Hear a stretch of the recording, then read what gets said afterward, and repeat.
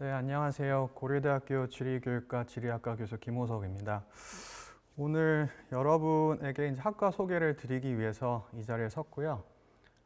이제 우리 과가 무엇을 공부하는지 또 어떤 것을 할 수 있는지 최대한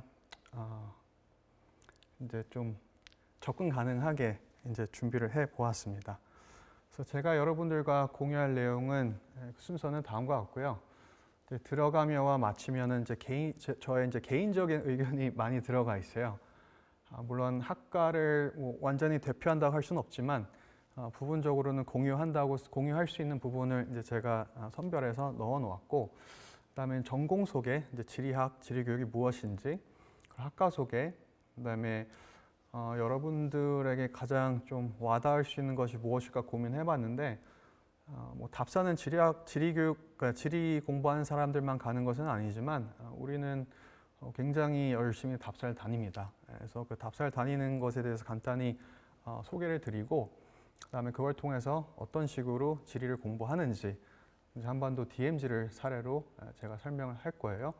그리고 사실 궁금하지 않으실 수도 있는데, 이제 아직 뭐 대학에 이제 입학하신 건 아니니까 그래도 뭐 한 페이지 정도로 졸업하고 대체로 우리 동문들이, 교우들이 어떻게 살고 있는지를 정리해 보았습니다. 네, 우선 지리학은 뭐 그 학문 이름에서 알 수 있을지 굉장히 저는 당연히 중요하다 생각하죠. 그러니까 고려대학교 교수가 됐겠죠.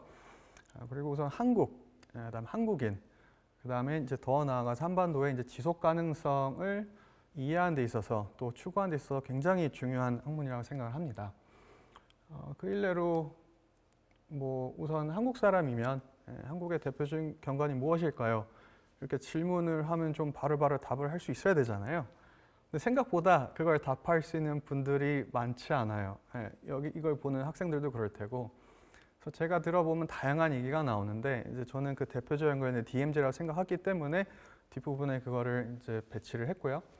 그다음에 더 나아가서 이제 한국도 점점 세계화를 뭐라 그럴까요? 제가 어렸을 때에 비해서는 훨씬 더 체감할 수 있을 정도로 많이 영향을 받고 있지 않습니까? 그러니까 달리 얘기하면 이제 세계 시민이 되어가는 것인데, 그 세계 시민이 돼 있어서도 저는 지리가 굉장히 필수적이라고 생각합니다. 왜냐하면 이런 백그라운드가 있어야 이런 우리를 잘 알 수가 있고, 또 우리를 알아야 남을 이해할 수 있고, 달리 얘기하면 우리도 모르고 남도 모르면 사실 세계 시민이라 얘기할 수가 없죠. 그렇죠? 그리고 또 좀 디테일하게 얘기하면 그런 세계화를 반하고 우리가 이제 우리만 잘 살 거야 이런 식으로 해서 과연 한국이 지속 가능하게 살 수 있을까? 또 한국을 떠나서 이제 우리가 여기에 사는 우리 이제 한국 사람들이 잘 살 수 있을까에 대해서도 고민이 필요한 시점이죠. 지리학은 이 많은 것에 그 대답을 주는 학문입니다. 근데 그럼에도 불구하고 사실 인기가 별로 없어요. 인정해요, 저도. 그러니까 뭐 그래서 제 나름대로 이유를 생각을 해봤는데, 우선 어감이 주는 그것이 좀 별로 안 좋은 것 같아요. 그래서 두 번째 것부터 얘기하면, 우선 지리멸렬이라는 요새는 잘 안 쓰는 건데 그래도 이제 부정적인 그 어감을 갖고 있는 어휘가 있죠. 또 아주 정확한 표현은 아니지만 뭐 지리하다, 지루하다. 지리하다는 이제 지루하다를 이제 잘못 사용했을 때 사투리인 것 같지는 않고요. 그냥 표현을 그렇게 하는데, 어쨌든 그 지리라는 그 어감에서 오는 것에 사실 긍정적인 느낌을 별로 사람들이 못 받는 것이죠. 왜 그러냐 하면 한국 사람들은 어감에 굉장히 민감해요. 우리 언어가 그렇기 때문에. 예를 들어 영어를 잘한다, 못한다 평가할 때 저는 동의하지 않지만 많은 분들이 그 영어 발음에 가중치를 두지 않습니까? 근데 영어도 나중에 써보시면 알겠지만, 또 다양한 유튜브나 이제 넷플릭스를 보시면 알겠지만 영어도 굉장히 다양한 억양이 있는데, 그 중에서도 유독 이제 캘리포니아식, 미국 서부식 발음을 굉장히 선호해요. 그래서 한번 들어보세요. 제가 애써 geography 이러면 제가 영어를 하는 걸 들어본 적도 없는데, 어째 고대 교수라든지 영어 좀 하는데 이런 생각이 살짝 들 수도 있죠. 근데 저보다 잘하는 분들 굉장히 많아요. 저는 이걸 위해서 발음을 연습을 한 거고요. 그래서 이제 지오그래피랑 이제 지리학도 비교해 보면 정확하게 같은 건데 어감이 다르죠. 그래서 이게 설득력이 없다고 생각하시면 저는 뭐 야할 못이지만 야구를 즐기지 못하는 뭐 대중이지만 예를 들어 이제 LG 트윈스를 뭐 럭키 금성 쌍둥이들 이렇게 번역해서 이렇게 한번 생각을 해보세요. 그게 어떻게 와닿는지. 어쨌든 영향이 다르게 와닿는 것을 여러분들이, 그러니까 전체는 아니더라도 많은 분들이 전 공감할 수 있을 거라 생각을 합니다. 그래서 그게 좀 아쉽죠. 근데 바꾸기도 어렵습니다. 그 두 번째 같은 경우는 이게 좀 더 민감해서 소개할까 말까 되게 고민을 했는데 사실 수업에서는 얘기를 하거든요. 근데 이건 유튜브에 올라가는 거고, 그다음에 이제 그래도 학과에 오는 새내기들은, 그러니까 신입생들은 어쨌든 인생에서 중요한 판단하고 들어오는 것이잖아요. 그래서 좀 우리의 관점 이해한 쪽에서 보는데 또 이걸 보신 분들이 저를 보고 이 영상을 보고 안타깝게도 선택을 안 할 수도 있잖아요. 그래서 이게 좀 제 의도와 달리 전달될까 봐 걱정스럽겠으나 그래도 제가 공유를 호기롭게 하도록 하겠습니다. 그래서 제국이라는 표현 때문에 그런 것이죠. 제국이라는 것은 결국 제국 관점이 어떤 것이냐면요. 전 세계가 내 거라는 마인드가 있는 것이죠. 좀 이렇게 뭐라 그럴까, 투박하게 표현하면. 반면에 우리 같은 경우는 우리라고 하기는 좀 그렇지만 저도 전쟁을 경험해 보지 못한 세대고요. 저희 부모님, 이제 할머님, 할아버님이 이제 피식민지 시대와 이제 전쟁을 겪으신 세대시들이죠.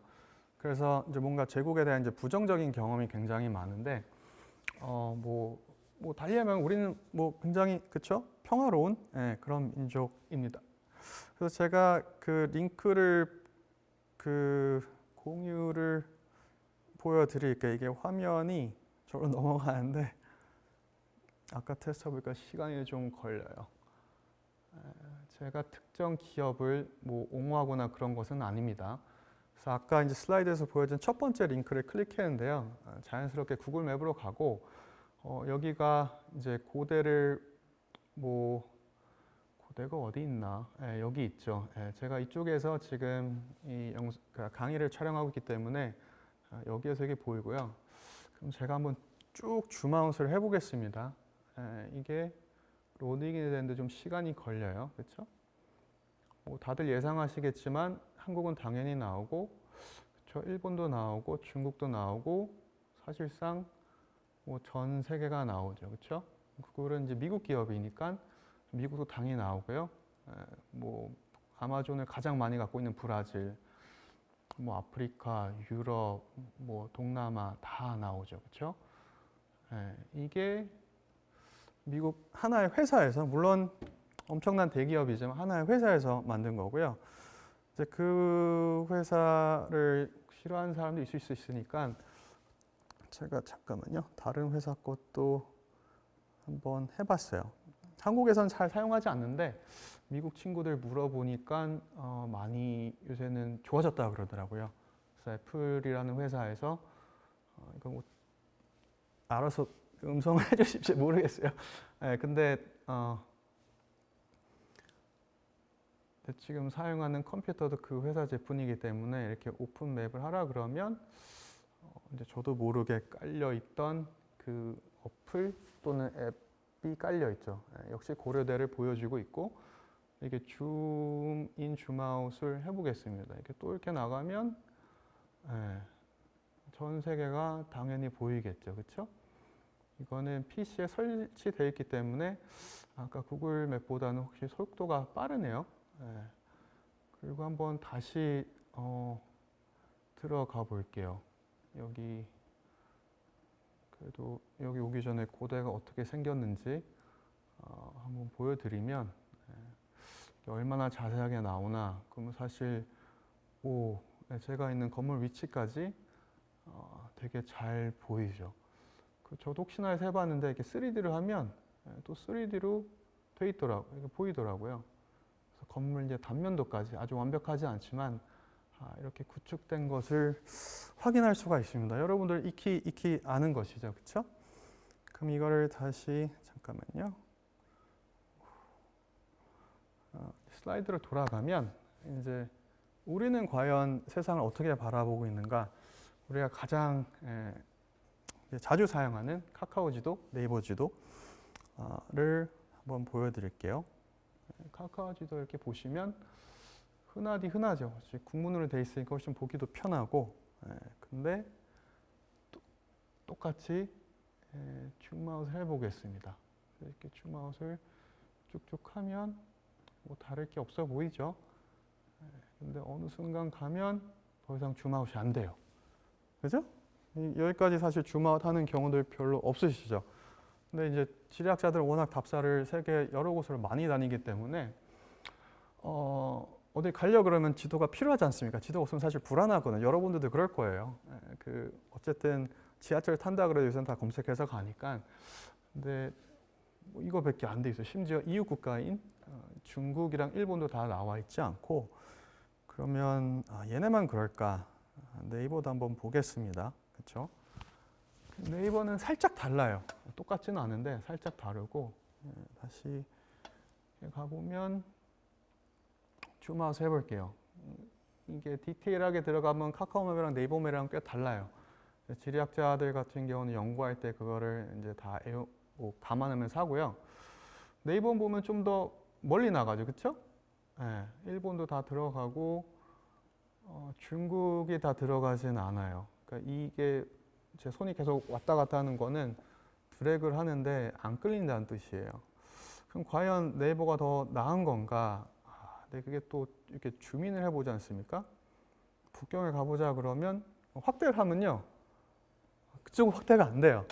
강제로 우리나라 쪽으로 이렇게 이제 몹니다. 그래서 제가 이제 북경을 보고 싶어도 볼 수가 없고, 뭐 더 이상 갈 수가 없는 거죠. 확대할수록 그렇고요. 뭐 그러해요. 그래도 뭐 한국에서 사용하는 데는 문제가 여러분들 아시겠지만 전혀 없죠. 그러면 우리 이웃 국가인, 우리가 좋아하든 싫어하든 간에 걔네들은 어떤가, 이렇게 한번 제가 또 그 나라에서 가장 자주 사용하는 지도 앱을 물어봤어요. 한국 사람한테 물어본 게 아니라 실제 일본 사람한테 물어보고 중국 사람한테 물어봤는데요. 첫 번째 지도를 보면 일본에서는 아직 야후가 잘 나가는 것 같습니다. 그래서 이거 어디냐? 중국이네요. 제가 어제 준비하면서 봐가지고 그런 것 같은데, 그쵸? 당연히 일본 거니까 일본 게 다 나오고, 심지어 한국 것도 다 나와요. 그죠? 북한도 꽤 나오죠. 아주 자세하게 나오진 않네요. 근데 이제 중국도 나오고, 일본도 나오고, 유럽을 가볼까요? 나중에 가면 이제 독일에 관련된 슬라이드가 하나 있는데, 그게 이쪽에 있는 드레스덴이라는 도시예요. 한번 볼까요? 얼만큼 잘 나오는지. 꽤 상세하죠, 그렇죠? 일본 사람이 이걸 갖고 놀러 가면 굳이 독일에서 사용하는 앱을 쓰지 않고도 사용할 수 있을 정도가 되겠죠. 그러면 다시 중국 걸 가볼게요. 시간 많이 사용해서 죄송합니다. 이게 또 보여줘야 좀 이렇게 느끼는 것이 있기 때문에 뭔가 그 컨텐츠를 이해하는 시간도 필요하고요. 중국 걸 보면 또 어떨까요? 얘도 전 세계를 다 보여줍니다. 유학하면 그렇고요. 중국은 말할 것도 없고, 뭐 러시아도 그렇고, 미국도 그렇고, 유럽도 그렇고, 다 아이들이 잘 보여주고요. 그러면 고려대학교가 얼만큼 알고, 제가 위치 정보 공유를 허용을 안 해서 수작업으로 가야죠. 한번 가봅시다.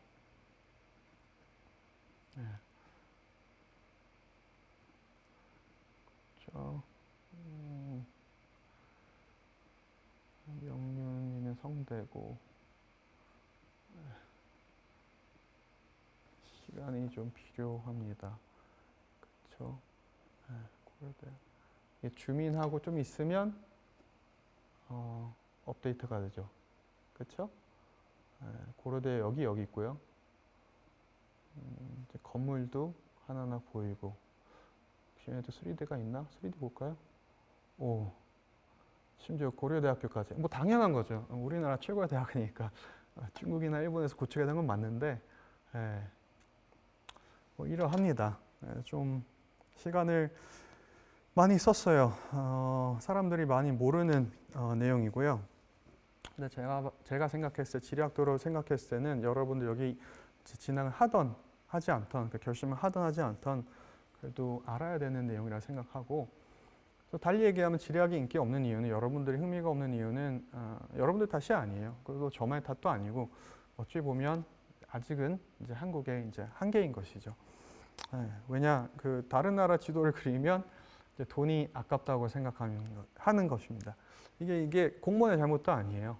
누구의 잘못도 아니에요. 결국 우리가 이제 투표하는 사람들이 의사결정을 할 때 가장 우리를 잘 대변한다고 하는 것이 저런 데 돈을 안 쓰는 것, 또는 저희까지는 작업을 안 하는 것, 너무 당연하게 이제 남의 것을 쓰는 것으로 되어 있는 것이고요. 그럼 과연 이제 지리학이 무엇인가? 이제 제가 짧게 간단하게 그러니까 정리를 해봤습니다. 학교에 들어와서 배우게 되면 살짝 바뀔 수도 있는데요. 우선 여러분들이 익숙한 지리는 지역 지리예요. 그 예시로 이제 한국 지리, 세계 지리가 있습니다. 마우스 커서를 움직여 볼까요? 불필요하네요. 네, 뭐 보이니까 한국 지리, 세계 지리, 그다음에 중국 지리, 뭐 일본 지리, 유럽 지리, 아메리카 지리 다양합니다. 거기에서 이제 교과 과정에 있는 것은 한국 지리, 세계 지리가 이제 선택으로 들어가 있고, 근데 이제 학교에 들어오게 되면 큰 틀에서 인문지리, 자연지리를 배워요.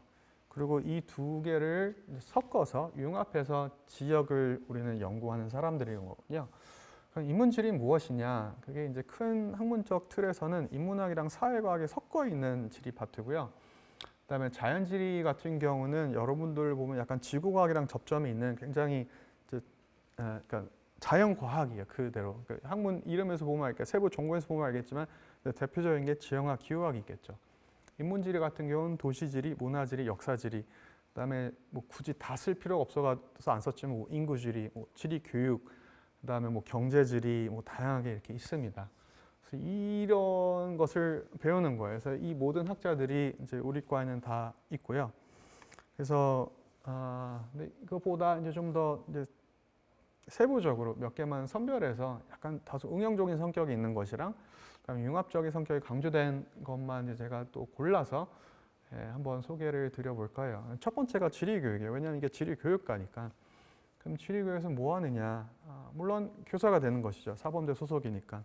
사범대는 이제 특수대학이기 때문에 단순히 학교만 졸업하면 끝이 아니라 실제로 나라에서 교원 자격증을 받을 수가 있어요. 그러면 이제 교사가 될 수 있는 자격을 이제 나라에서 받는 것이죠. 그런 이제 특정한 목적을 갖고 이제 만들어진 단대고요. 그다음에 이제 교과가 이제 지리를 중심을 가르치는데, 결국 여러분들이 그러니까 입학하고 졸업하게 되면 사회교과를 많이 가르치거든요. 그거를 다 가르칠 수 있는 역량을 키우게 됩니다. 그리고 지리교육이라는 게 제가 이랬어요. 제가 어렸을 때 생각했어요. 그냥 뭐 왜냐면 우리가 접한 게 기껏해야 중고등학교 선생님이니까, 기껏이라는 게 폄하한 게 아니라 우리 삶 대부분이 뭐 학원 선생님, 학교 선생님들의 이제 많이 매몰되어 있으니까, 지리 교육도 그러면 그냥 좀 더 잘 가르치고 교재 잘 개발해 이런 거 아니야 생각할 수 있는데요. 그렇지 않아요. 그 이상이에요. 그러니까 교과 과정까지 다 하고요. 큰 틀의 교육 정책도 다르고요. 물론 뭘 알아야 하는지 이런 것도 하고, 그리고 이제 더 나아가서 그러니까 그거에 이제 덧붙여서 이제 교수법이랑 평가 등이 있는 것입니다. 그 다음에 이제 두 번째 제가 준비한 게 GIS인데, 이거는 뭐 입시 문제도 자주 나오는 것이고, 그 다음에 아까 보여줬던 지도들 있죠. 그게 다 이제 GIS가 많이 대중화돼서 사용되고 있는 것이기 때문에, GIS 이제 지리학자들만 이제 쓰는 건 아니에요. 워낙 그 범용성이 뛰어나기 때문에 다른 학문에서는 많이 쓰고요. 여러분 사용하시는 스마트폰에도 이제 GPS, GIS 이런 게 다 이제 들어가 있죠. 너무 이제 실생활에 들어가 있죠.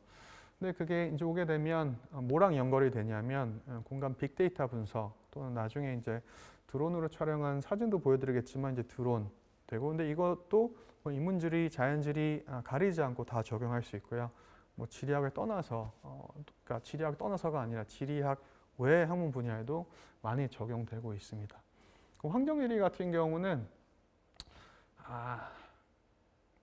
저 둘에 비하면 좀 사실 가중치는 떨어져요. 왜 넣느냐? 그래도 세 개가 있으면 좀 좋아 보이는 게 균형감이 있으니까 갑자기 두 개만 하기에도 결국은 이제 제 개인적인 판단에 선택된 거라 넣었고요. 아까 보면 이제 앞서 보면 인문지리, 자연지리를 이제 같이 한다 그러지 않았습니까? 근데 저기 이제 언급된 건 대체로는 아니지만 이제 많은 부분 약간 별개이기도 해요. 인문지리 하는 사람들 중에서 자연지리 좀 관심을 드리는 사람들이 있고 자연지리 하는 사람들 중에서 인문지리에 좀 관심을 드리는 사람들이 있을 수 있어요.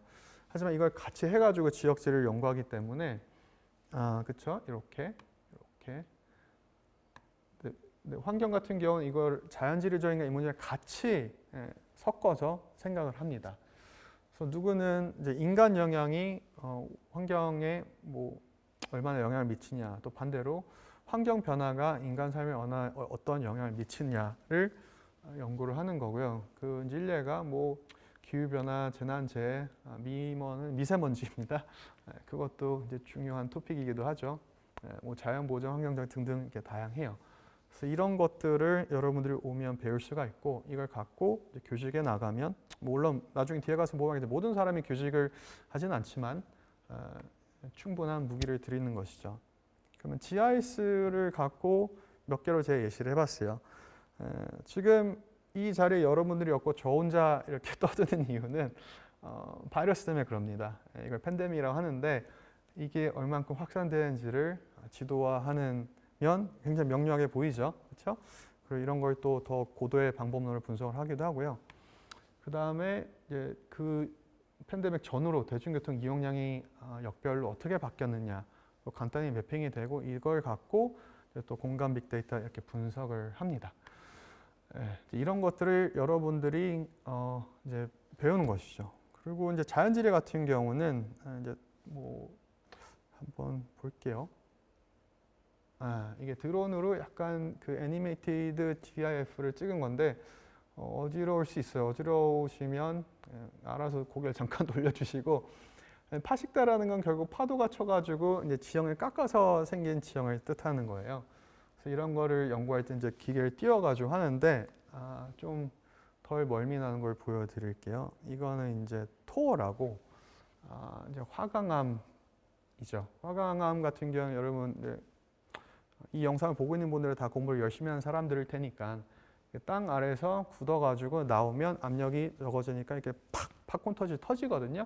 그때 이제 남아있는 것들이 있고 이제 좀 약한 부분들은 풍화를 통해 가지고 이제 걷어내지는 것이죠. 그럼 이렇게 우리가 봤을 때 좋은 이런 토어 또는 토르라는 지형 경관이 되는데 지금은 제가 여러분들을 위해서 사진으로만 영상으로만 보여달라 했지만 실제로 이제 뭐 교수님들이나 뭐 대학원생들 열심히 연구하는 사람들은 정말 그 디지털 데이터 갖고 해서 이것보다 훨씬 좀 복잡한 그게 있습니다. 근데 오늘은 그건 TMI인 것 같아서 준비하지는 않았습니다.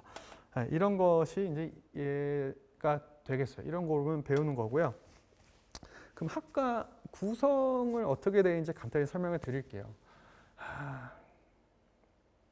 뭐 이것도 TMI가 좀 없는 건 아닌데 그래도 이게 다 같이 연동돼서 움직이는 거라 좀 참고 봐주세요. 여러분들이 관심 있는 부분은 지리 교육이죠. 저게 이제 학부 과정이에요.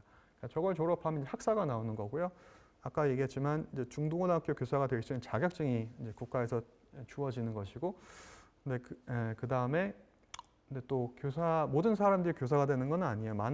적지 않은 수가 교사가 되지만 또 고대에 들어오면 지리교육과에 들어오면 또 다양한 진로가 많기 때문에 그걸 추구하는 경우가 많고요. 그리고 이제 그 외에 이제 대부분은 이제 지리적인 전문가를 양성할 수 있는 커리큘럼으로 우리가 가르치고 있습니다. 그래서 만에 하나 그러니까 당장 여러분은 없지만 그분들이 대학원에 진학하게 되면 이게 지리학과가 돼요. 그러니까 고대는 지리교육과도 있고 지리학과도 있는데 여러분들 지리교육과가 익숙한 거는 이제 뭐 학부만 지리교육과가 있는 거고요. 대학원은 다 지리학과입니다. 그래서 우리 과에서 대학원을 졸업하게 되면 지리학 석사, 지리학 박사가 되는 것이죠. 또 교사들도 나중에 교편을 잡고 가르치다가 이건 좀 더 공부해야 되겠다. 부족한 걸 느낄 수가 있거든요. 그때 또 돌아와서 지리교육 뭐 공부를 더 한 다음에 다시 또 이제 실무로 가서 학생들을 대하기도 합니다. 그리고 이제 미래국토연구소라고 사실 이거 좀 몰라도 되는 건데 굳이 제가 넣냐면 근장 때문에 그래요. 근장이 써 있죠. 학부생에게 근장 기회 제공. 근장이 이제 대학 용어인데 근로장학생, 근로장학금 이런 용어예요. 그러니까 아르바이트를 의미합니다. 그래서 우리가 모든 사람들이 생활비가 필요하죠. 공부만은 좋지만 그럴 수 있는 사람은 손에 꼽죠. 결국 여러분들도 이제 고등학교 졸업하고 계속 본인 성인으로서 본인 밥벌이를 해야 되는데 학과에서는 적지 않게 이제 그런 기회를 많이 제공하고 있어요. 그래서 교수랑 일하기도 하고 대학원생이랑 일하기도 하고 박사후들이랑 그러니까 박사후는 박사를 받은 사람들 일하기도 하는데 이걸 꾸준히 하는 사람들을 보면 이게 과외보다 소위 말하는 가성비가 좋아요. 굉장히 할만한. 근데 그렇다고 강제는 아니고요. 하고 싶은 사람만 하는 것이고 항상 지금 한 10명 좀 안 되는 사람들이 하고 있고요. 근데 또 이거는 꼭 우리과뿐만 아니라 고대 전반에도 근장의 기회는 많으니까 참고하면 좋을 것 같습니다. 그러면 이제 답사에 대해서 간단히 소개를 해드릴게요. 굳이 열대 지역이랑 이렇게 막 그 지리적 영역을 넓혀서 해봤는데 잘 보이지는 않겠지만 저고요. 저 나무는 그 이제 열대 우림 중에 한 그루입니다. 굉장히 크죠. 제가 아무리 사진을 좋아해도 또 우리 거 하면 사진 찍는 거 배워요. 사진을 찍으려 해도 찍을 수가 없고 제가 저기 서 있는 거는 저를 찍으려가 아니라 이제 저 나무가 얼마나 큰지를 보이기 위해서 이제 하나의 잣대로서 우리는 스케일이라고 하는데 스케일로서 들어간 거고요. 지금 웃고 있는 이유는 일이 끝났으니까 여유가 없어요. 저런 걸 또 못 찍지 않아요. 일이 끝났으니까 저런 표정을 짓고 있는 겁니다. 그 옆에 있는 나무도 결국 큰 나무인데 이걸 또 왜 반복해서 넣냐면 좀 나무가 수종이 달라 보이죠. 저거는 무화과 나무예요. 무화과 나무 옆에 보면 이제 사람들 보이죠. 관광객.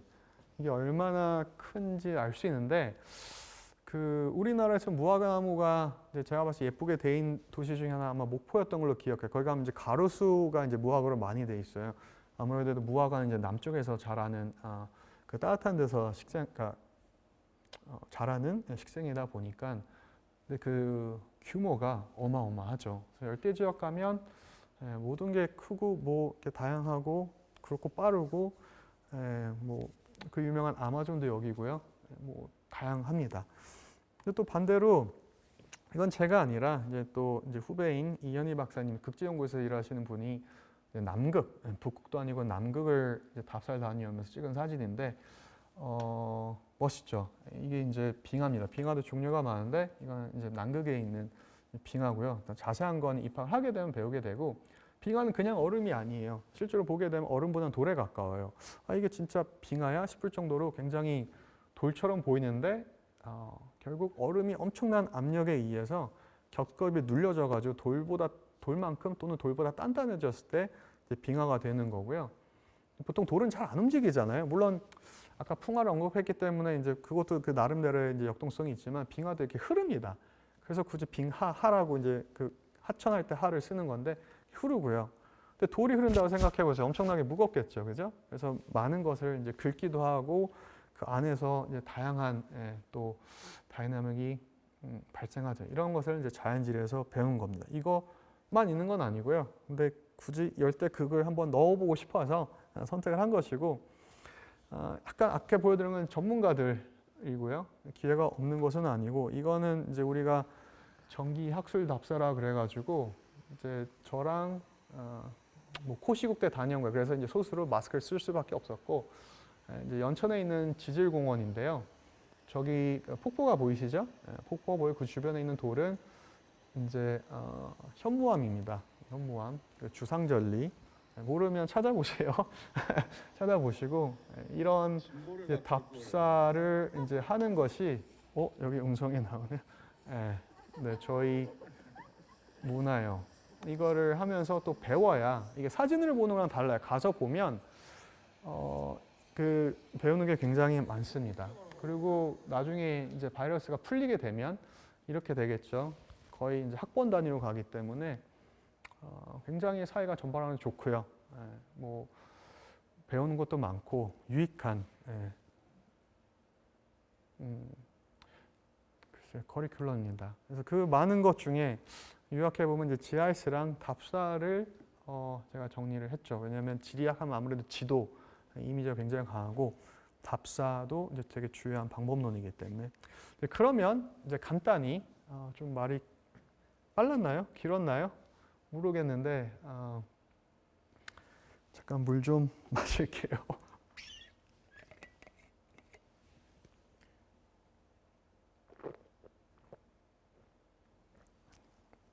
그럼 또 적지 않은 사람들이 이런 얘기를 할 수도 있죠.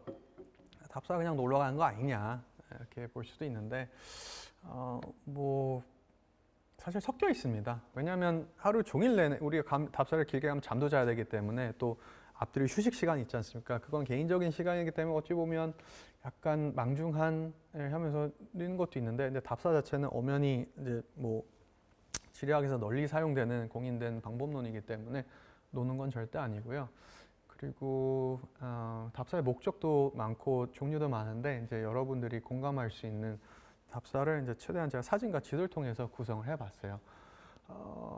저고요. 이제 마르코 노이버트 박사님이랑 아까 제가 그 애플 지도인가요? 야후 지도였군요. 야후 재팬 지도에서 이제 드레스덴을 잠깐 갔었는데 거기가 옛날에는 이제 옛날엔 동독이었어요. 지금은 독일도 옛날 동독이랑 서독이랑 통일했지만 거기가 이제 고향이신 분이고 거기에서 연구하시는 분이고 그리고 그런 이제 국가 분단의 역사가 같이 공감대가 있기 때문에 우리가 공동 연구를 하면서 뭐 답사를 여기저기 많이 다녔지만 이제 DMZ 위주로 제가 해봤습니다. 근데 굳이 왜 한반도 DMZ라고 얘기를 했냐면 DMZ는 한국에만 있는 게 아니에요. 전 세계 한 10수개 있어요. 한 20개 안팎으로 있어요. 뭐 제가 일일이 세어보지는 않고 왜냐하면 이게 생겼다가 없어지기도 하고 없다가 생겨지기도 하고 결국 이제 뭔가 분쟁이 있는 지역에는 이렇게 이제 싸우지 않기 위해서 완충 지역을 만들어 놓은 경우가 많아요. 다 DMZ를 하고요. 근데 그 중에서도 한반도에 있는 한국에 있는 DMZ가 가장 유명하기 때문에 보통 DMZ 그러면 코리안 DMZ라고들 생각을 하죠. 그리고 또 이제 남북 접경 지역을 표현을 하기도 하고. 그 이 사진은 이제 한문이 잘 보이지는 않지만 승리의 십자탑이라고 써 있어요. 그리고 우리 뒤로 보이는 저 흐릿한 산이 북한입니다. 북한에 있는 산인데 사실 접경 지역에서 북을 찍는 것은 이제 안 되거든요. 법으로 막아져 있어서 저게 이제 합법적으로 북을 찍을 수 있는 유일한 조금이라도 부분적으로 찍을 수 있는 유일한 거라고 얘기를 해줘서 이제 그 현지 안내인께서 친히 찍어준 사진입니다. 이렇게 열심히 다니고 DMZ를 보면 이게 DMZ 지도예요. 제가 제일 좋아하는 지도인데 나중에 더 좋은 지도를 그리고 싶어. 네, 잠깐만요. 이게 제가 좀 확대를 해볼게요. 이게 그 해상도가 그렇게 꽤 높아가지고 여기 보면 알겠지만 이게 CIA에서 1969년에 만든 지도고요.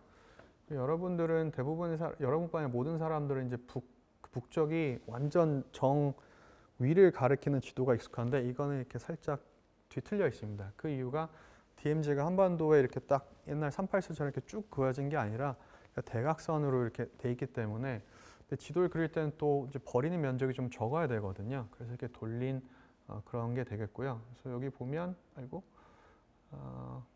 여기가 개성 보이시죠? 그렇죠?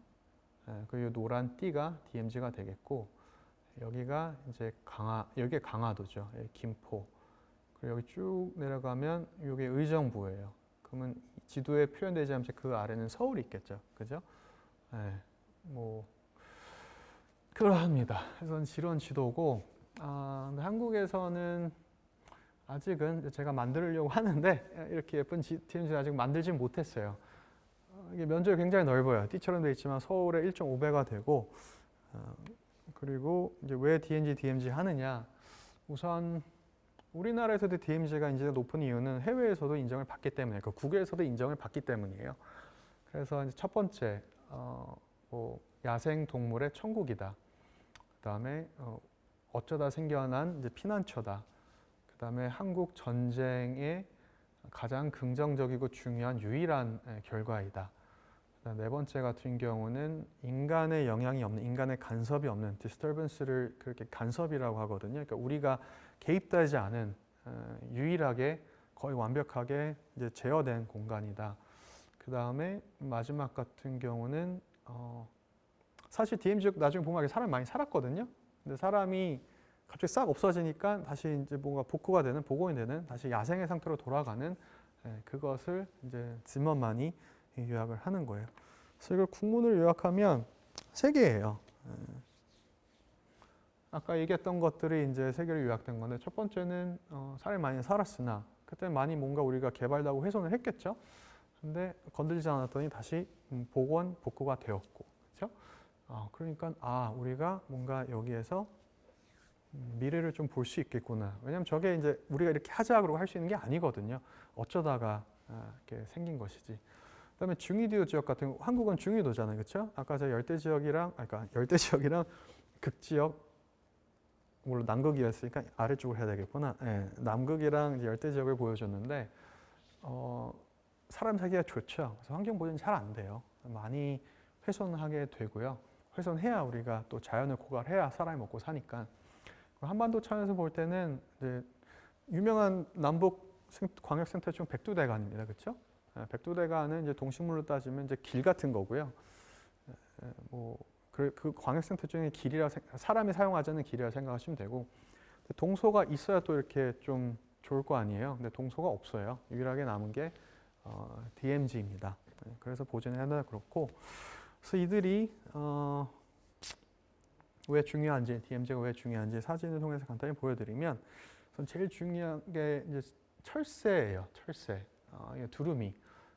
이거는 이제 두루미 단정학이라고 그러고요. 단정학은 보면 알겠지만 머리가 빨갛죠. 이게 뭐 모자 쓴 것처럼 빨갛죠. 그리고 가족 단위로 움직입니다. 이거는 이제 머리가 빨간 게 다 큰 어른이고요. 저 중간에 보면 좀 덜 자란, 그러니까 머리가 빨갛지 않은 새가 있죠. 쟤는 이제 자녀입니다.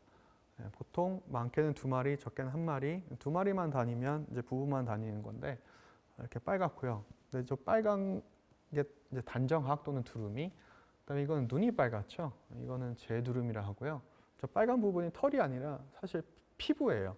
그러니까 닭 벼슬처럼 그 빨간 것도 이제 눈도 이제 피부가 드러나서 가까이서 보면 또 느낌이 다릅니다. 저건 멀리서 보는 걸 선호하고, 이건 이제 제두루미 가족인데 2마리는 아직 빨간 게 안 나타나 있죠. 새끼 2마리가 있는 거고요. 가족 단위로 다니고, 이제 얘네는 취식 활동을 하는 것이죠. 그러니까 논이지 않습니까? 논에서 이제 쌀을 수확하다 보면 낙곡들을 떨어뜨려요. 그거를 얘네들이 이제 시베리아에서 한국 들렸다가 딴 데 가는데 여기 들렸을 때 저기에서 이제 취식 과정을 하는 것이고, 그리고 얘는 이제 시베리아 흑두루미, 두루미가 되게 다양한 종류가 있는데요. 얘네들도 오고요. 그리고 여기 보면 단정학이랑 제두루미랑 같이 취식 활동을 하고 있는 것을 볼 수 있죠. 이게 되게 당연해 보이지만 당연하지 않은 거예요. 같이 있는 게 원래 이제 따로 놀아요. 종자가 다르니까. 근데 여기에서는 모여 있는 것이고, 또 날아가는 사진을 찍은 거고요. 그렇죠? 이거는 진짜 전문가 분이 찍으신 것이고, 이거는 이제 지금 방송국에서 일하는 이제 학생이 찍은 건데 날아가는 거. 그리고 이제 여기가 얘네들이 이제 쉬는 공간이에요. 그래서 잠도 자고 일과를 시작하고, 아까 논에서 논에서 이렇게 뭐 먹을 때는 그 나름대로 일을 하는 거예요. 굉장히 많이 먹습니다. 물이 있는데 이게 자세히 보면 신기해요. 지방에, 그러니까 주변에 농지가 있는 학생들은 알겠지만 겨울에 논에 물을 잘 들질 않죠, 그죠? 근데 이건 자연적으로 생기지도 않고, 저기 사시는 이제 농민들께서, 주민들께서 일부러 돈을 들여가지고 양수를 해가지고 물을 담아 놓은 거예요. 그냥 물을 담아둬야 저들이 이제 머물 수가 있거든요. 쉴 수가 있거든요. 그리고 저 위에 있는 것은 쇠기력이라고 합니다. 그냥 오리과인데 훨씬 좀 크고 둥글둥글하게 귀여운, 저들도 많이 오고 철새고요. 가까이서 찍으면 이러하고, 그래서 저녁에 되면 여전히 지금 저게 다 논에다 물을 대놓은 거예요. 그래서 굉장히 꽤 돈이 많이 쓰는 거고, 그럼 이들이 이제 잠을 자려 이렇게 모여요. 왼쪽에 꼬리가 이렇게 아래쪽에 꼬리 검은 게 이제 단정학이에요. 밤이라서 잘 안 보이는데, 그 위쪽에 있는 게 제두루미, 아래쪽에는 단정학, 나름 영역을 나눠서 자는 그 까먹었네요. 잠자리를 이제 달리하는 것이죠. 그래서 이제까지 사진은 철원에 있는 거고요. 철원은 나중에 이제 지도 보여드릴 텐데 DMZ 중간에 있는 거고요. 그 다음에 이제 연천에도 두루미가 있는데 이건 좀 더 멀리 찍었고 좀 다른 게 하천이 있죠. 그렇죠? 그래서 얘네는 먹는 게 달라요. 환경이 다르니까. 진짜 논에 있는 애들은 그냥 그 주워 먹으면 되는데 얘네는 실제로 물속에 머리를 넣어서 머리가 들어가게 나오는데요. 그게 또 참 볼만합니다. 평안해지죠. 그리고 워낙 민감한 새라 가까이 갈 수가 없어요. 멀리서만 있을 수 있고 이게 이제 DMZ를 보존해야 되는 주된 이유, 그러니까 중국, 일본 등에서 관심 갖는 이유가 두루미는 보통 학이죠. 학이라 하고 요새는 좀 표현이 이상한 십장생, 그죠? 십장생 중에 하나인데 굉장히 이제 그 사람들이 많은 긍정적 의미를 부여한 생물이죠. 그렇기 때문에 이제 보존해야 된다. DMZ가 사실 거의 마지막 보루죠. 그러면 DMZ를 한번 이렇게 쭉 돌아볼게요. 생각보다 그렇게 막 엄청나게 멀거나 그러지 않아요. 가보면 깜짝 놀랄 정도로. 그래서 이게 저기 지도, 저 DMZ 전도는 아까 제가 보여드렸던 그 지도고요. 이걸 다시 줌인해서 보여드리지는 않을 거지만 거기 또 검은 네모 박스가 있죠. 그 네모 박스가 지금 이 사진을 보여주는 거예요. 그래서 이 사진을 찍은 데는 이제 김포에 있는 문수산이라는 데인데, 그래서 저 네모 박스에서 가장 아랫 부분이 되겠고요. 이것들이 이제 다 한눈에 들어오게 이제 파노라마를 이렇게 찍은 사진인데 생각보다 찍기 어렵습니다. 찍고 나면 뭐 여러 번 갔지만 제일 잘 나온 사진 중 하나 보여드리는 것이고, 그럼 거기 가서 보면 알지만 이제 개성이 굉장히 가까워요. 개성 공단은 보이지 않아요. 산이 있기 때문에 보이지는 않지만 개성이 굉장히 가깝게 보이고요. 그 다음에 임진강 아시죠? 한강 말고 임진강 아시죠? 임진강 있고 임진강이랑 한강이랑 만나면 조강이라고 합니다. 조가 조부모님 할 때 그 조자인데 그 두 개를 만나면 조강이 되고 흘러서 서해로 가는 것이죠.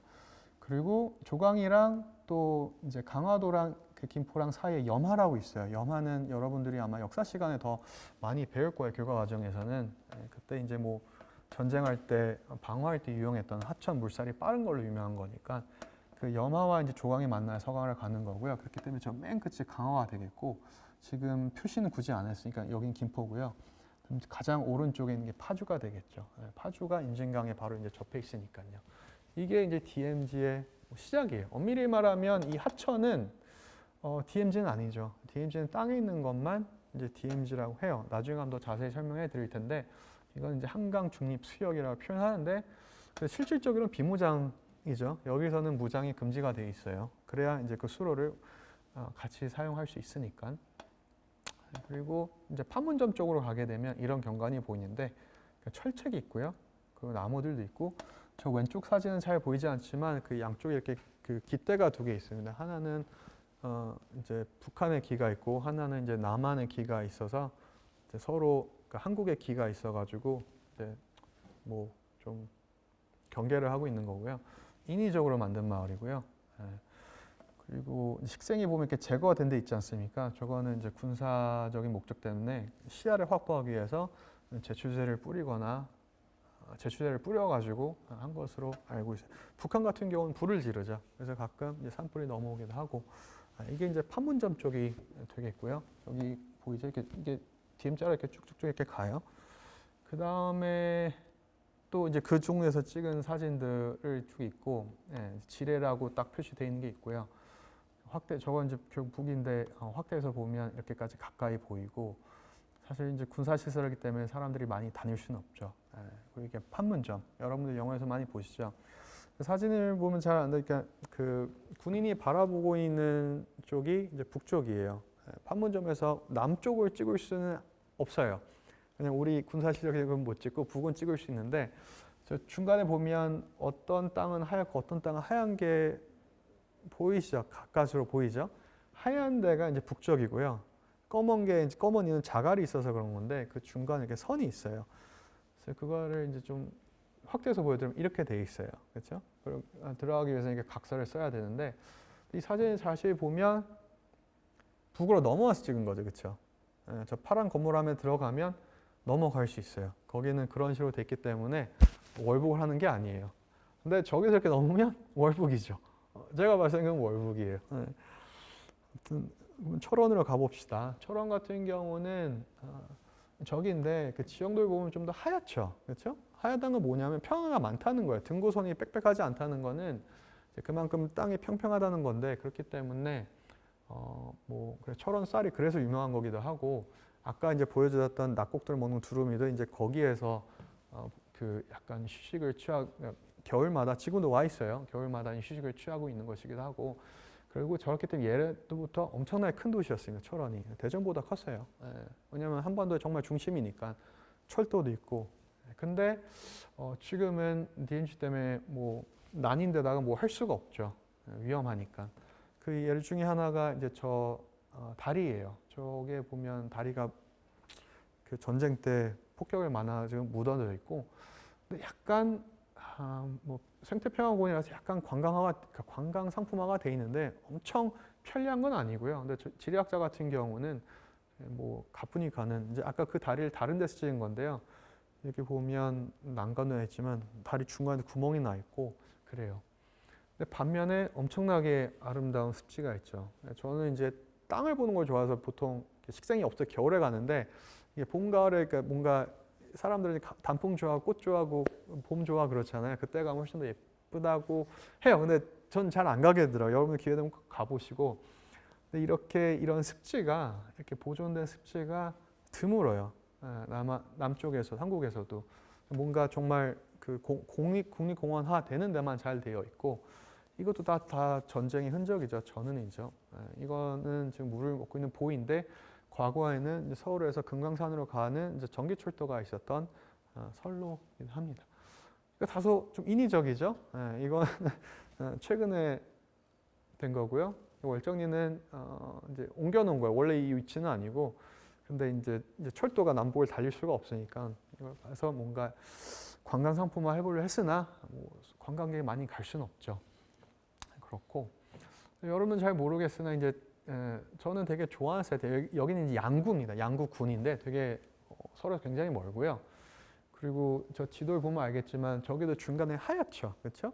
그리고 주변에는 이렇게 촘촘하게 돼 있고, 전형적인 분지 지형, 침식 분지 지형. 근데 이게 작기 때문에 카메라를 찍기도 편하고 한눈에 보기도 좋고, 그리고 이거를 이제 미군들이 전쟁 때 보고, 우리가 파티에서는 펀치볼 닮았다 해서 펀치볼이라는 이제 별명도 있고요. 해안면이기 때문에 이름은 해안분지. 제가 처음 갔을 때는 2001년이었어요. 2001년에 갔는데 그때나 지금이나 경관이 비슷합니다. 왜냐하면 워낙 그 그러니까 북이랑 가깝기 때문에 뭐 개발을 할 수가 없어요. 뭐 안타까운 것도 있고 또 이렇게 잘 보존되니까 좋은 것도 있고 그렇죠. 그리고 이제 북쪽 저 끝에 고성입니다. 고성 쪽으로 가보면 날씨 좋은 날은 금강산이 보여요. 그리고 해금강도 보이고 동해가 있고요. 철로랑 도로도 있어요. 옛날에는 금강산 여행이 이제 허용이 됐었으니까 그 교통시설 인프라가 다 보이고요. 저 앞 전망대까지 되는 것이죠. 그리고 거기에 이제 DMZ 박물관도 있고, 좀 더 내려오면 석호라고 하는데 이제 뭐 바다가 이제 침식을 계속 이렇게 깎으니까 모래가 쌓여가지고 옛날에 바다 때는 막힌 거예요. 막혀서 이제 담소가 되면서, 그러니까 그 짜지 않은 물, 짠물이 섞이면서 이제 또 고유한 환경이 이루어지는 그런 게 있고, 아까 이제 보여드렸던 파식대를 가까이 찍은 거고요. 근처에 설악산이 있어서 저기 있는 또 지형을 관찰할 수 넣어놨는데 자세히 설명 안 할게요. 이게 거의 마지막 사진인데, 이거 자세히 보면 DMZ는 아니죠. 이거는 용늪이라는 데요. 갈 수 있어요. 갈 수 있고, 그 안에 이렇게 트랙 설치해 놓은 거는 관광용이 아니라, 그러니까 물론 돈 날 수 있는데 설치한 목적은 학술적인 목적이라고 알고 있고요. 용늪이 굉장히 그 이제 보존 가치가 높은 습지 중에 하나예요. 습지가 이제 영어는 웨트랜드, 젖은 땅, 습지, 습한 땅 뭐 이런 뜻인데요. 뭔가 습하니까 동식물이 되게 많고요. 곤충도 많고, 뱀은 못 봤지만 뱀도 당연히 있고 그런데요. 근데 이걸 왜 찍었냐면, 아까 제가 남에서 북을 보면 사진 찍을 수 없다 그랬잖아요. 근데 이거랑 되게 비슷해요. 가서 경관을 보게 되면. 근데 찍을 수는 없지만 최대한 비슷한 거를 이제 제가 이제 공익차 찍어서 공유했어요. 이거 꼭 한번 기회 되면 가보세요. 근데 예약이 필요해요. 한 번에 많은 사람이 들어갈 수 없어가지고 미리미리 해야 되고 요새는 여론은 잘 모르겠네요. 예, 아무튼 이렇게 DMZ를 답사를 간 걸 보여드렸는데 그럼 DMZ란 무엇인가? 이게 우리가 정전 협정했을 때 그 원본이거든요. 저게 쌓이면서 우리가 휴전이 된 거고 그 휴전 이 내용에 보면 첫 번째 1번 있죠. 그 Military Demarcation Line, MDL이라고 줄여서 얘기하는데 그게 이제 군사 분계선을 얘기합니다. 거기에서 2km, 2km 떨어진 게 이제 비무장 지대다.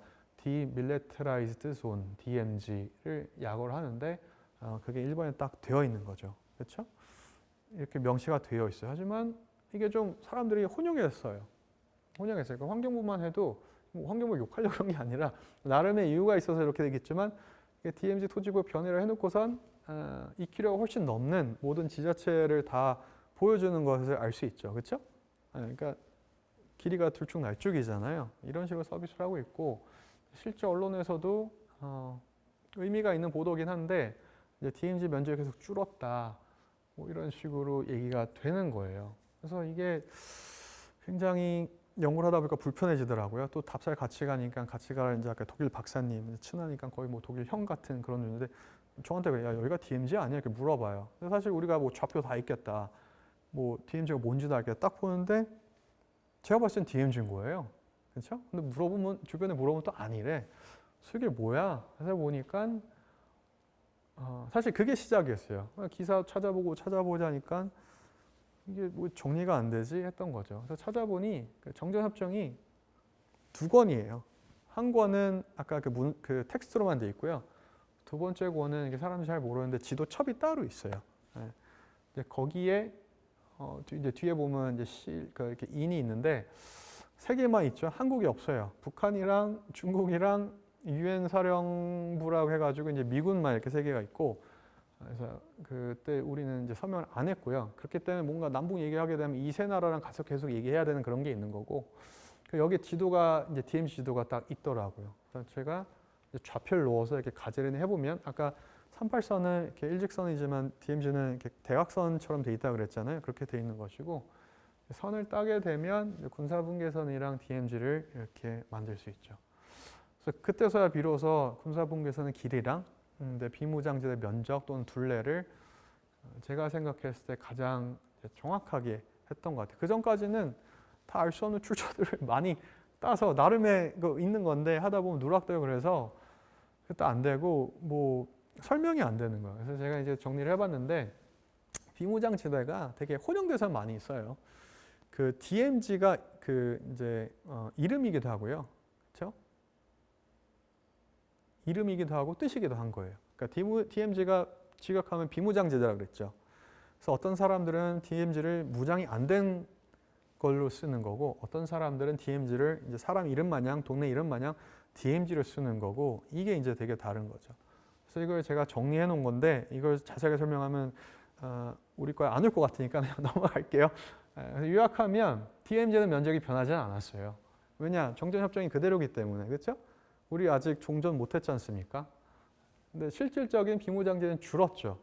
근데 그걸 달리 표를 하면 DMZ가 중무장화가 된 거죠, 그렇죠? 그러니까 이름은 DMZ인데, 그러니까 지명으로서는 DMZ를 쓸 수 있지만 실제로 무장이 안 된 거죠. 그래서 이런 게 별거 아닌 것 같아도 제 주변에 굉장한 큰 호응을 얻었고요. 지리학자뿐만 아니라 다른 이제 공대 쪽에서도 연구하시는 분들, 이제 생물 또는 이제 사학 쪽에서도, 왜냐하면 또 역사학 같은 지도를 우리만큼 아직 많이 사용하지 않으니까 이렇게 깔끔하게 정리가 안 됐었고요. 그래서 이제 그 협업을 하는 이제 독일을 딱 한 두세 페이지 설명을 드리면 얘네도 이런 역사가 있었죠. 그래서 그 아까 마르코 노이버트 박사님은 같이 답사 다니면 훨씬 더 공감을 해요. 왜냐하면 이제 과거에 이제 동독 쪽에 있었기 때문에 얼마나 이제 뭐 지금과 굉장히 달랐던 거를 여기시는 거죠. 그리고 독일 같은 경우는 저게 잘 복원이 됐어요. 세계적으로 되게 성공적인 사례가 됐어요. 나중에 사진을 보여드리겠지만 과거엔 뭐였냐면 죽음의 띠였습니다. 또 철의 장막이라기도 하고요. 여러분들 뭐 들어보셨을 거예요. 근데 이게 잘 보이면 이게 디마케이션 라인이라는 게 결국 분계선을 의미하고요. 근데 이 아래쪽이 서독이고 위쪽이 동독이에요. 시설이 보면 동독에만 있지 않습니까? 저게 왜 그런 거냐면 서에서 동으로 넘어간 사람은 없어요. 그렇죠? 그냥 먹고 살기 좋으니까 보통 이제 동에서 서를 넘어오는 거죠. 근데 이제 수뇌부들은 그걸 내비둘 수가 없었던 거죠. 그래서 저렇게 다 이제 군사 시설을 하는 거죠. 지뢰도 깔고 뭐 다 있어요. 설명하자면 너무 세세한데, 근데 저를 이제 가장 무섭게 했던 것, 이게 진짜 장난이 아니구나 느꼈던 거는 저기 중간에 보면 이렇게 울타리 같은 거 있죠. 저기가 이제 군견을 넣었던 데고요. 그렇죠? 그리고 근데 철책이 보면 군사 분계선이 좀 떨어져 있지 않습니까? 그렇죠? 저도 그게 신기해서 물어봤는데 왜 그런지 아세요? 듣고 나면 이해가 가지만 듣기 전에는 잘 공감이 안 돼요. 아까 이제 군사 분계선 있지 않습니까? 근데 결국 어떻게든 도망가서 철책을 넘으면 정말 코앞이 서독인 건데 그때는 저기에서 이제 총을 쏜다는 거죠. 근데 그 총알이 군사 분계선을 넘어가면 안 되는 거예요. 그러면 전쟁이 다시 시작되는 거니까. 그래서 그렇게 치밀하게 설치해 놓은 그런 거였죠. 그렇기 때문에 독일 사람들 여기를 가지를 않았어요. 예, 약간 죽음의 이미지가 워낙 강했기 때문에. 근데 그게 또 복원이 되어서 이런 사례가 되는 게 가장 유명한 사진 중에 하나고, 여기도 우리가 답살 다니면서 많이 찍었는데 그걸 오늘은 다 뭐 보여드릴 수는 없고요. 아쉽죠? 예, 뭐 저만 아쉽나요? 아쉬워주면 감사하고, 아무튼 이런 것을 잘 좀 DMZ도 했으면 좋겠다라는 게 이제 저랑 그분의 바람이고 열심히 하고 있고요. 그리네스 반트가 독일인데 엄밀히 따지면 그리네스 반트 다스 도이칠란드, 그리네스 반트 도이칠란드가 붙어야 이제 독일의 그린벨트고요. 저게 유럽 전반으로 다 뻗어 있어요. 굉장히 길어요. 유럽이 이제 그렇게 다 양분돼 있었기 때문에. 근데 그리네스 반트를 영어로 표현하면 그린 벨트입니다. 그래서 한국에서는 그린 벨트는 혼용이 돼서 굳이 독어로 그 원어 느낌을 사용해서 한국 사람들 그 어감에 민감하니까 이렇게 써봤고요. 네, 오늘 준비한 거는 이 정도예요. 설득력이 됐으면 좋겠고, 그래서 이런 과에 오게 되면 뭘 하느냐?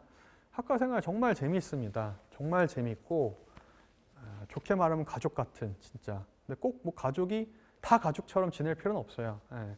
근데 친하게 지낸 사람은 너무 친하게 지내고 그게 이제 졸업 후에도 되고요. 이제 아무래도 사범 지리 교육과이기 때문에 공립 또는 사립 교원이 됩니다. 공립이나 사립은 둘 다 교사인데 달라요. 사립은 이제 사학재단에서 하는 거고요. 엄밀히 말하면 공무원은 아니에요. 하지만 사학법의 영향권에 있는 그 법제에서 교사를 하는 것이고, 이제 공립은 보통 이렇게 또 어떤 선생님들은 그러니까 공립학교 다녀본 사람들 알겠지만 전근 가지 않습니까? 그렇죠? 그러니까 교육 공무원이 되는 거기 때문에 그 채용에 임용이 되기 위한 시험을 치러야 되죠. 그래서 임용고사 또는 좀 힘드니까 임용고시라고도 표현을 하고요. 그래서 그 외에는 보면 어딜 갈까 했더니 전반적으로 진짜 다 안정적인 거 가고요. 공기업도 많이 갑니다. 공기업을 바로 가는 경우도 있고 석사 마칠 경우도 있어요. 근데 보통 공기업 가는 분들은 교사가 이제 안 맞는 거죠. 그러니까 뜻이 있어서 왔는데 생각한 거랑 다를 수 있잖아요. 그렇죠? 그거는 또 그런 유연함을 받아줄 수 있는 데가 이제 좋은 학교인 거니까 그렇고, 그다음에 아래도 보면 알겠지만 다 안정적인 직업이죠. 이제 가장 이제 리스크가 큰 게 비교적 이제 창업인 건데, 아니면 또 굉장히 고위 공무원 시험인 건데, 왜냐하면 그건 좀 그 시간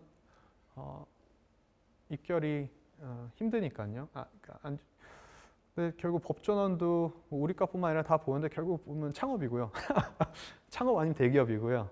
그리고 뭐 교수를 공무원 앞에 놓은 거는 우리과 출신들이 공무원보다는 이제 교수 수가 더 많은 것 같아요. 공무원도 없진 않은데 사실 공무원도 하고 나면 알지만 이제 교사들도 다 공무원이라 보면 알겠지만 되게 다 굉장히 안정적인 직업을 선택하고 있습니다. 그래서 이제 마지막으로 이제 제가 원하는 건데요. 뭐 여러분들과 함께 했으면 하는 건데 우리도 좀 이런 전 세계 지도 서비스를 제공할 수 있는 오겠죠. 충분히 오겠죠. 그리고 한국 지리가 아닌 지금은 세계 지리도 한국 지리도 다 전공 선택이에요. 이해가 가요. 왜냐하면 사실 과목이 너무 어려워요. 입시 차원에서는 유리하지가 않아요. 또 되게 그 한국 지리 같은 경우는 필수이다가 이제 선택이 된 건데 한 과목이 이렇게 오래 있게 되면 문제가 점점 어려워지거든요. 그러니까 시험 문제도 중복해서 낼 수도 없고 첨예해지니까 그래서 약간 그 뭐라 그럴까요? 좀 인기를 떨어뜨린 감이 없지 않은데 이제 언젠간 세계지리, 한국지리는 말할 것도 없고 세계지리가 필수 교과가 되어서 한국 또는 한국 사람 더 나아가서 한반도 지속 가능, 한반도 지속 가능하고 거기 사는 이제 나도 이제 제 아들도 모든 가족이 행복했으면 좋겠네요. 뭐 이상입니다. 감사합니다.